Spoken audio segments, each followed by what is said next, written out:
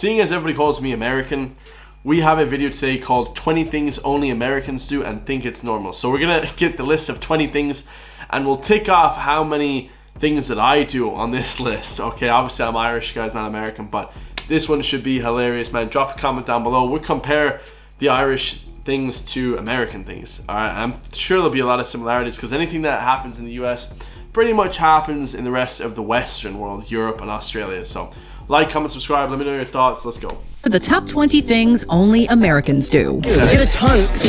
For this list, we're looking at common beliefs and practices in the United States. They don't need to be exclusively American, just something that Americans are known for. Okay. If there's something uniquely American that didn't make our list, unite in the comments to state your picks.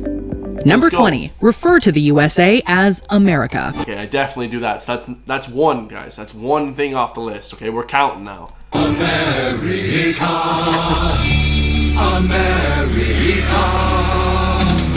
America. Outside of the United States of America, referring to the country as America is much less commonplace. After all, there are 2 entire continents called America, comprising like 35 distinct nations. Referring to only one country on one of those continents as America too is really confusing for anyone who doesn't live there. From this day forward, it's going to be only America first.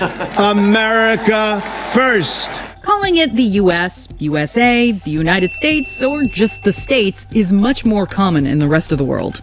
Even so, everyone still calls its residents Americans, which isn't confusing at all. You can't say it, but you know it's true.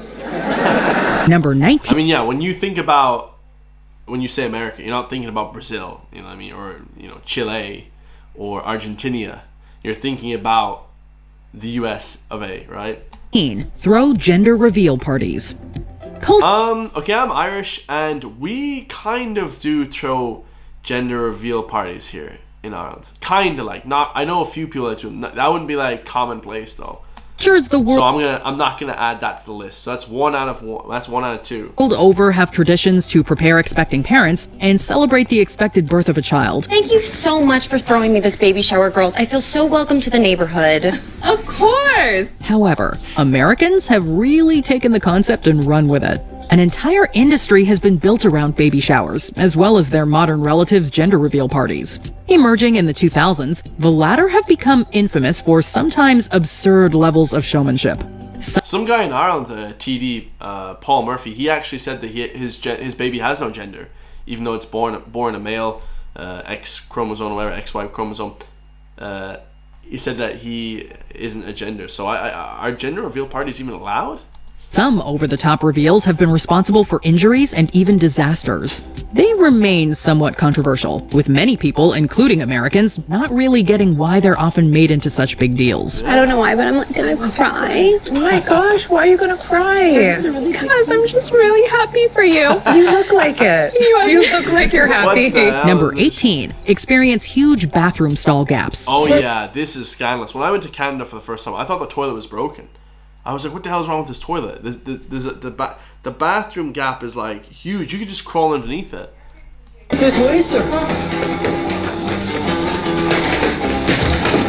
And there's loads of water in the basin as well. There should only be a little bit. There's loads of water. It's like huge. Oh, God. Every country's restrooms have their own quirks, like different sinks and toilet bowls. The US is known for having a high volume of water in their bowls and large gaps in their bathroom stalls, it's weird. both under the door and between the door and the walls. Visitors can be taken aback at the lack of privacy. Some hold that they're designed for easy cleaning or construction. Others that it allows one to check which stalls are occupied, although occupancy indicators on the locks can do that too. Maybe so you can see if there's someone in there. Isn't that why we have locks on the doors? Well, as a backup system, in case a lock is broken, you can see if it's taken. A backup system? It might also make it more difficult to get up to no good in there. Whatever the case, public bathrooms in the US are built for speed, not comfort. Would you just sit down and go to the bathroom already?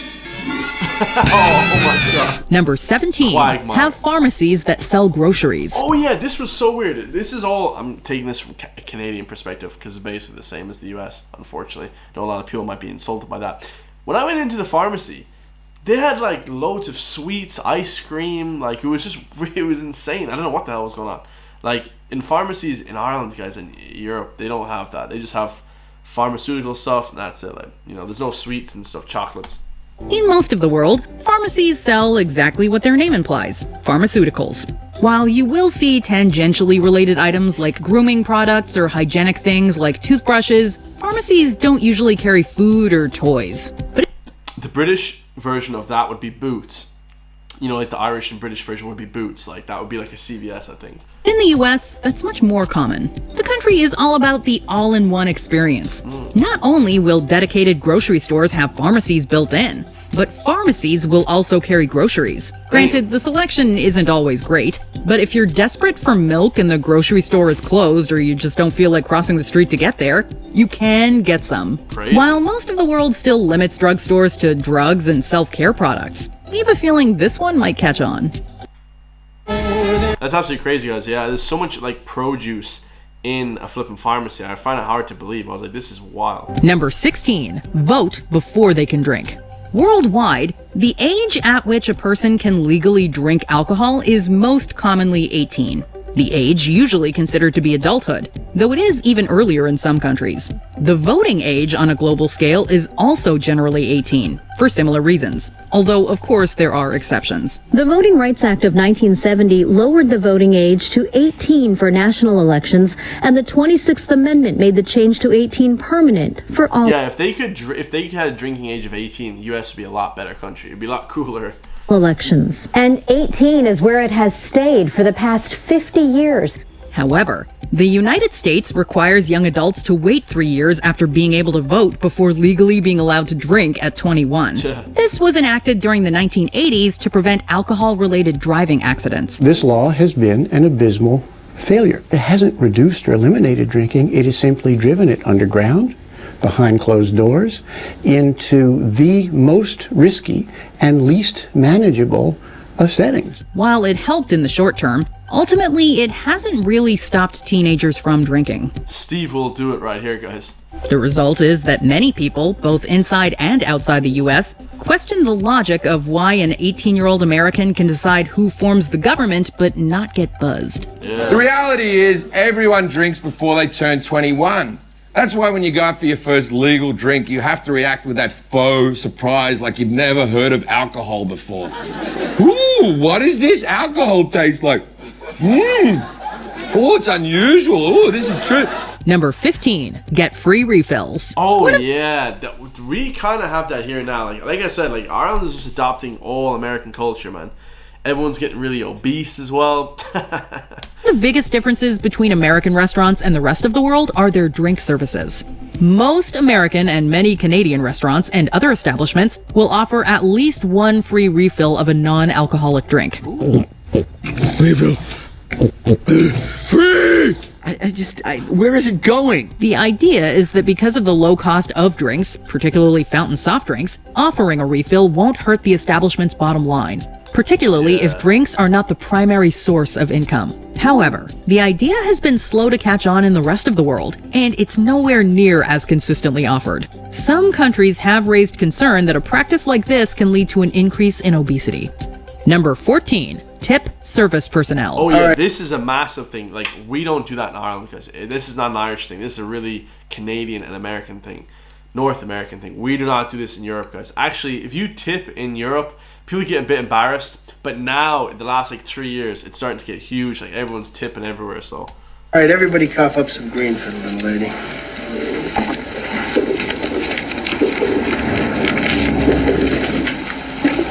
Come on, throw in a buck.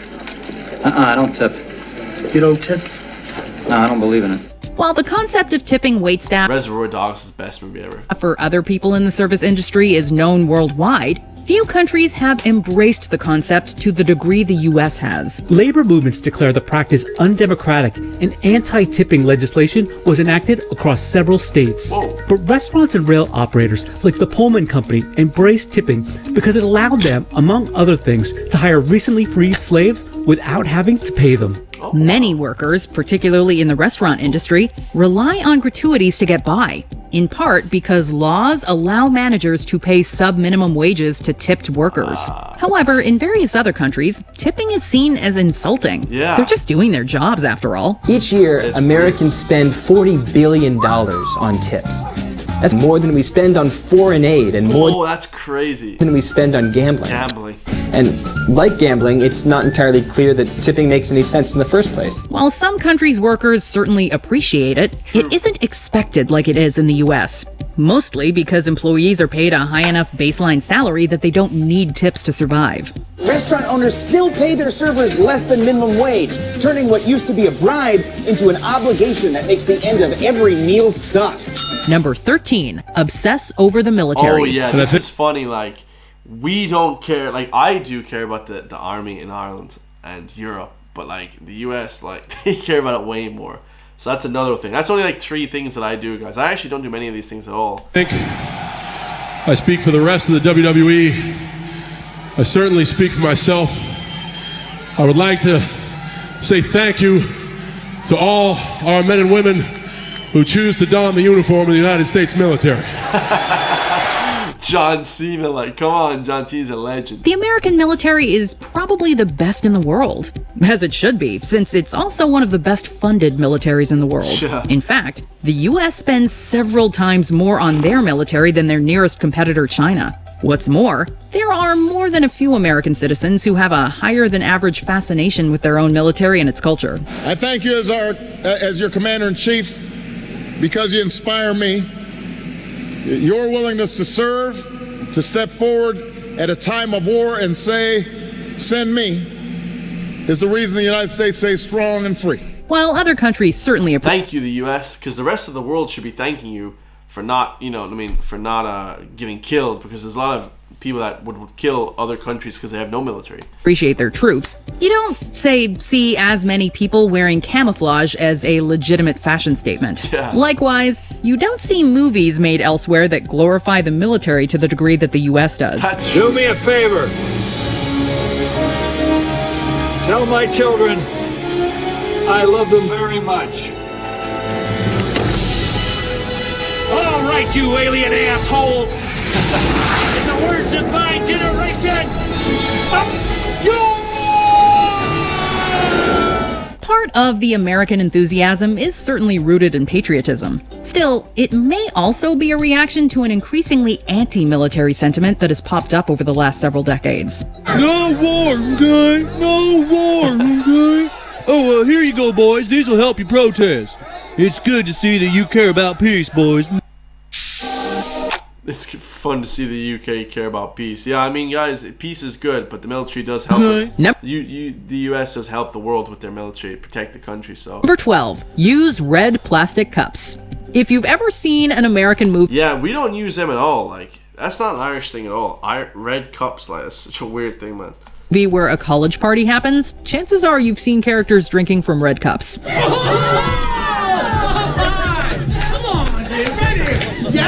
Project X. These red plastic or solo cups are everywhere in the US. The cheap drinking containers are a favorite at parties, both for their durability and their ease of use in party games. While they're also handy for crafts or gardening, they're most famous for their intended purpose. However, the rest of the world either doesn't have the United States party culture's emphasis on kegs or lacks the same distinctive cups, originally manufactured by the Solo Cup Company. At most, you might see them at a novelty American-themed party. Number 11, True. Wear shoes inside. Oh yeah, this one's disgusting. I don't do this, guys. I take my shoes off everywhere indoors. You gotta take your shoes off inside. This is weird. I've heard about this one. Did we do that in Canada? No, in Canada we actually took our shoes off because you only get the dirt from the outside inside. Taking off your shoes before you enter a home, or at least in the entryway, is pretty common etiquette in many countries. Don't do that. Why'd you take your shoes off? So I don't break your nose. And while many Americans do prefer to keep footwear off their floors, it isn't a hard and fast rule like it is in other places. Often it will depend on whether the person has carpeted floors or hardwood floors, with the latter considered easier to clean. Huh. Since it's not considered the norm. Yeah, it would definitely be hard to clean the carpet if you guys had your shoes indoors with a carpet, so crazy. With the latter considered easier to clean. Since it's not considered the norm though, asking guests to take off their shoes indoors can come across as rude or fussy, and so is often avoided. Number 10, eat peanut butter as their go-to spread. Peanuts are grown and eaten in many parts of the world. But it's the United States and Canada that do most of the peanut butter eating. Peanut butter man now, eh, sir? Yes, I believe I am. Peanut butter and chocolate is the greatest thing in the world. Shout out to Reese's. So I'm going to say that's me. I do love peanut butter. I thoroughly enjoy this peanut butter. A lot of countries see it as a niche or even unpleasant taste. Others have a spread that is more culturally ingrained, like Nutella. The USA cannot get enough of peanut butter though, consuming over 1 billion pounds of it annually. January 24th is even National Peanut Butter Day. It's a cheap source of protein that most American children grow up eating. So I grew up eating peanut butter. I love peanut butter, man. Peanut butter and jelly was delicious till I was like 6 years old. And then at 6 I moved to Ireland, and you can't really get peanut butter and jelly here, but you just make peanut butter and jam. Peanut butter and jam is the greatest thing ever. Oh. So it's no wonder that it's a comfort food for many of them. Number 9, work too much. Americans are workaholics, at least compared to basically every other country in the world. Well, if you compare America to like Italy, I'm a workaholic, so I'm going to add that myself to the list. I love working. I work 24/7 on this YouTube channel. I would work 100 hours a week if I could, but I just have other shit to do. But unfortunately, guys, yeah, other countries like do not work as hard as it seems like a lot of, you know, these American companies. Definitely not in Italy or France or any European place really at all, guys. Majority of Americans work more than 40 hours a week. Why do we do this to ourselves? Well, the conventional answer is that this attitude towards work makes the American economy the envy of the world. True. America is a hectic, turbocharged system that builds, destroys, rebuilds, all at warp speed. They also tend to lack many of the things the rest of the world takes for granted. I said it, guys, 42 days they take off in Italy. Italy is the laziest country, even though it's my favorite country. They don't do nothing in Italy. Like paid holidays, as well as sick and parental leave. Research has shown that happier, less stressed workers do better at their jobs. True. Iceland even recently tried a 4-day work week that proved wildly successful. There's lots of other benefits to a 4-day working week. It's not just the it's not just the mental health and economy, good for the economy. It's also environmental benefits too. Evidence looks like when we're commuting less as a result of a 4-day week, that brings down emissions. Also, energy consumption goes down. So this is a policy that's win-win for the environment, for workers, for employers. What's not to like about it? Several European countries take long breaks for lunch. While the American drive is admirable, grind culture becomes problematic when it costs workers their mental health and well-being. Number 8, make small talk with strangers. Americans are known. We do this in Ireland. This is the most Irish thing in the world. For their friendliness towards strangers, especially outside of big cities. It's not uncommon for Americans to smile at each other in passing, but their comfort with new people also extends to small talk, saying hello or even striking up a conversation out of the blue. If you are seated in an emergency exit row, and feel you would be unable or unwilling to perform the duties listed on the safety card, please ask a flight attendant to reseat you. In many countries, speaking to strangers unprompted can be seen as intrusive or even risky. Many Americans are masters of the art, though, often happy to chat with people they've never met about the weather, sports, or whatever else comes up in conversation. That's how Ted Bundy was so proficient, because he just chatted to everyone. Serial killers love the US because you chat to everybody. A carrot, honey? It looks like a carrot. Bro, I wouldn't be chatting to anybody in Canada or the US, man. You think everybody has a gun and they're gonna shoot you. Hi. Number 7, casually own guns. Speaking of guns. In many countries, gun laws are strict and gun ownership is relatively rare. In the US, gun ownership is protected by the Second Amendment, and gun ownership is the highest in the world. Despite making up 4% of the global population, Americans own 46% of civilian-held firearms. Yeah, they own all the guns. It's crazy. There's a distinct gun culture, where gun ownership is celebrated or at least seen as important for personal safety. Most states even allow you to open carry. Wow. But it's a lucky thing I had my pieces. Your pieces? My guns. Oh. Anyway, I started blasting. Bang! Wow. Bang! Of course, the issue is extremely divisive due to the country's high rate of gun deaths. Either way, the idea of having so many guns around is a novel one for many visitors. Guns. Lots of guns. Number 6. Put John Wick is the shit. I love John Wick. sales tax on everything. Sales tax is Oh, I paid. hate this. When I was going to shop in Walmart, like the product said like €10, whatever, or $10, and then when you go to the counter, it's like 13 or something crazy. It was like way more, man. The tax just killed me. When you buy something, and the business you purchased your goods from sends that money to the government. There are 2 types of sales tax: general sales tax and excise taxes. General sales tax is a tax levied on most goods you buy. Excise taxes are taxes levied only on certain items. Most countries enact a value-added tax, or VAT, on goods or services purchased within their borders. These taxes are collected from every person in the supply chain, from the distributors to the consumers. The United States is one of the few to use sales tax, which not only vary wildly from state to state, but are only enacted after a purchase has been made. The state treasury depends on sales taxes to pay for road repairs, education, and medical care for children, seniors, and the poor. They're also not listed in the initial price, which can leave foreign visitors and many Americans scratching their head as to why they're being charged more than the price on the product. Better or worse? You decide. It's certainly more confusing. What's the advice then if you're going to buy a big ticket item? Where is the cheapest sales tax? Well, you can go online and look at all the sales tax rates for different cities, and if you look at one dealership or one, Best Buy or something like that, you can find the different zip codes and look at the sales tax rates and just see how much that'll little take off, and then take your family out for a nice night. There you go. Number 5, recite a pledge of allegiance. I pledge allegiance. Yeah, we don't have this. This is not an Irish thing. When I went to Canada, they all talked about this pledge of allegiance. I was like, what the hell does that mean? It's so you stay loyal and you're not treasonous, you're not a traitor. We actually need that in Ireland, guys. Who would be for having a pledge of allegiance in Ireland? I think that would be a great idea, because it seems like a lot of people in government are treasonous and treacherous. Allegiance to the flag of the United States of America.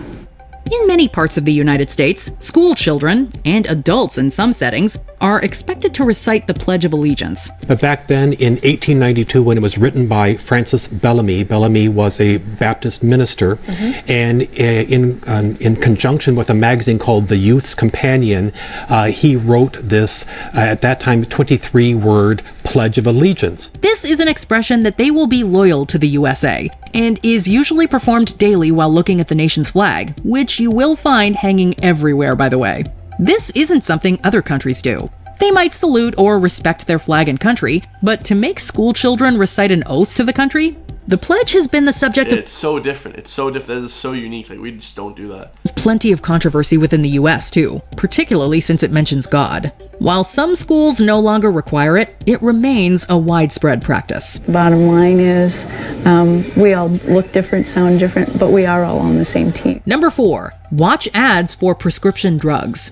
Aside from New Zealand, we definitely don't have this. The United States is the only country in the world that advertises prescription drugs directly to consumers. Why does New Zealand do that? That's a weird thing for New Zealand. Every day, Americans are bombarded with ads for prescription medications, featuring generic, pleasing imagery and a list of side effects longer than a flagpole. Side effects may include upper respiratory infection, stuffy or runny nose, and sore throat and headache. Many people, Americans included, are baffled by the practice, as doctors and not patients are meant to decide what drugs to prescribe.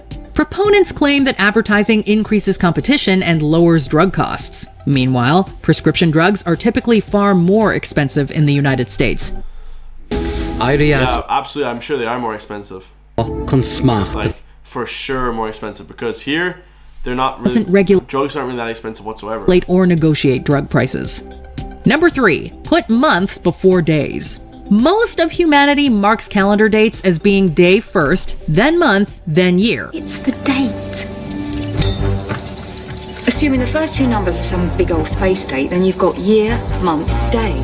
It's the other way around like it is in America. Or else the opposite, as year, month, then day. Yeah, that's annoying. I don't know why they did that. It's just like to piss off the rest of Europe. I don't do that. The reasoning is that literally every single thing in this video I actually disagree with. That's how not American I am. So thank you to all my viewers. You've learned. You can go from the shortest value to the longest, or vice versa. Yet the United States and parts of Canada eschew both these formats by putting the month first, then day, then year. Wow. The US has been using this format basically since its founding, although it has used the day first format interchangeably too. The exact reason why is debatable, but as far as practicality goes, it can be useful when filling out forms to know which month it is before which day or year. Number 2, go bankrupt from healthcare. That would be bad. Bankrupt from healthcare, guys. That would be a thing to see. Yeah, we don't have that here because healthcare is practically free.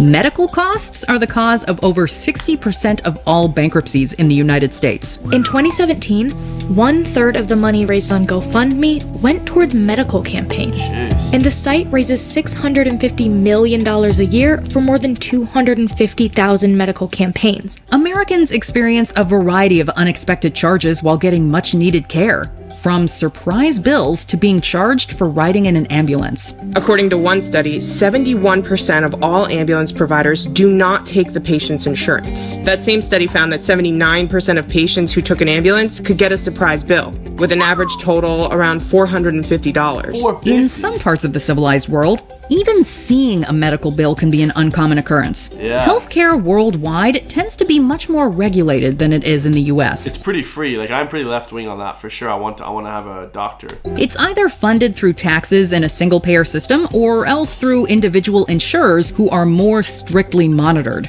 Other countries, they don't have this problem. Instead of every private insurance company negotiating with every healthcare provider, there's just this big list. Country, the central government, they go and they say, if you want to sell to us, to all of our people, then here's what you can charge for a checkup. wow. Here's what you can charge for an MRI or a prescription for Lipitor. Bottom line, while there can sometimes be extra charges, for most of the world, medical debt is basically unheard of, except in horror stories about the US. Can't get a credit card. I can't buy a house. I don't see me ever being out of debt. Before we continue, be sure to subscribe to our channel and ring the bell to get notified about our subscribe. And inches. Men and no to me. Use the imperial measurement system. Oh, this is one me and my friends argue about all the time because I use pounds because it's more accurate. Stone I don't use, but I use kilos, and kilos is good. You know, I like kilos, but that's really European. I think in Ireland we use stone, which is so inaccurate, you know, especially for measuring your weight, you know. Yes. How the country that can send men and hopefully women to the moon. Yeah, and beyond. Still are in gallons and inches. And when the entire world is metric, I do not understand this. There are 3 countries in the world that don't use the metric system: Myanmar, Liberia, and the United States. Myanmar, yeah, Myanmar. That's hilarious, guys. Objectively, metric is the less arbitrary measurement system since everything goes by tens. Even Britain and Commonwealth countries have converted. The point is, the US system has always been a little more accessible than metric. Sure, stacking up 12 thumb widths to make a foot, that's still kind of weird, but it's not so weird that we're clamoring to change it. Although admittedly, they do still use measurements like feet and inches casually. Yeah, like I use feet, you know, like if someone says how tall are you, 6'2", 6'3", I'm not going to say 190 centimeters. I only say that very, very rarely to like European friends and stuff. But now I can't ask a distance when I visit another country. I'm like, how far is that? They're like, that's 500 kilometers. I'm not in the Olympics. So why hasn't the US converted? We'll give you one guess. Did you say it's because of money? Because money is definitely a big factor. Converting to a whole new system of measurement is expensive. Other factors include a need for control and stability of the US. So, inertia, basically. Why change when you don't need to? And you know what your mom says? If all the other countries jumped off a bridge, would the US do it too? Or something like that. A 2015 Rasmussen poll asked Americans if we should switch to the metric system and adopt Celsius as our main temperature scale. 64% said no, while 21% said yes, and the remaining 15% was undecided. Oh yeah, I agree, guys. The Fahrenheit, I don't understand anything. I understand Celsius, but Fahrenheit, I don't understand. So basically, I do nothing on this list. I do nothing on this list. It looks like we're perfectly fine with being different. Did you? Yeah, absolutely amazing, guys. So conclusion, Chris is not American. Chris is 100% Irish, European. I love you all. Drop a comment down below if you guys want to support me. Link is in the description for my Patreon, uncensored block videos. I also have a group chat where I motivate people every single day, guys. So stay tuned for that one, man. The Patreon is up and running and is huge. Join all my beautiful other people, all Patreon members, in the group chat. I'll see you guys on the next one, man. Peace.